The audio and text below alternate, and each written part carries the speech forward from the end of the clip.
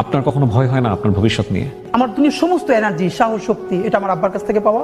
কিন্তু এতগুলো মানুষের জীবন চিরতরে অন্ধ, পঙ্গু, আমার সামনে বসে একজনের চোখ উপড়ে যাচ্ছে, যে চোখ এরকম এরকম চেপে ধরছেন। আহা।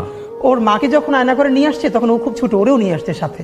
ওর মাকে মারতে মারতে এমন অবস্থা হয়েছে, তো ও বলছে যে আমার মার একটু পানি দেন। এরপরে এমন লাথি মারছে, ওর মা ওর সামনে বাথরুম করে ফেলছে। একটা মেয়ে বলতেছে যে তাকে আয়না ঘরে নেওয়ার পর তার পিরিয়ড হয়ে গেছে মায়ের চোটে। তারপরে বলছে আমাকে পেট দেন। হো হো করে হাসতেছে। আপনি ভাবেন যে আপনার বোন আপনার, এবং সব থেকে ভয়াবহ, বাচ্চার চোখ ঝুলে যাচ্ছে। এখন পর্যন্ত বেওয়ারিশ কতগুলো লাশ আমরা শনাক্ত করতে পারি নাই। তো আমার পাশে একটা ছেলে ছিল, আমার চেয়েও বয়স কম, ওর পরনে একটা মাস্ক ছিল, হাতে লাঠি ছিল।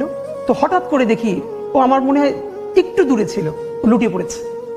ওর পুরো মুখে মাস্কটা, হাতটা দুভাবে এবার ছড়ানো, রাস্তার মাঝখানে গল গল করে রক্ত ড্রেনের দিকে চলে যাচ্ছে। এবং এটা গুলিটা নিচ থেকে আসে না, হয়তো কোনো ছাদ থেকে বা স্নাইপার শুট, কারণ নিচ থেকে আসলে তো আমাদের গায়ে লাগতো। তো তখন আমার মনে আছে যে আমি আসলে কি করব। মানুষ আছে না কিছুক্ষণের জন্য কোনো সিদ্ধান্ত নিতে পারে না যে আমি ওর কাছে যাব নাকি আমি পিছনে ফিরবো। আমি একদম স্থির হয়ে দাঁড়াইছিলাম। তখন আমার কারা যারা আরো সাথে ছিল টেনে পরে দূরে নিয়ে গেছে। ওইটার পরে আমার সিদ্ধান্ত চূড়ান্ত হয়েছে যে ও তো আমার একটু পাশে ছিল, ওই গুলিটা তো আমার মাথায় আসতে পারতো। কিন্তু আল্লাহ যে ওরে নিয়ে গেল আর আমারে রেখে গেল, এর মানে আমার কিছু কাজ আছে, এই লড়াইটা আমার জারি রাখতে হবে।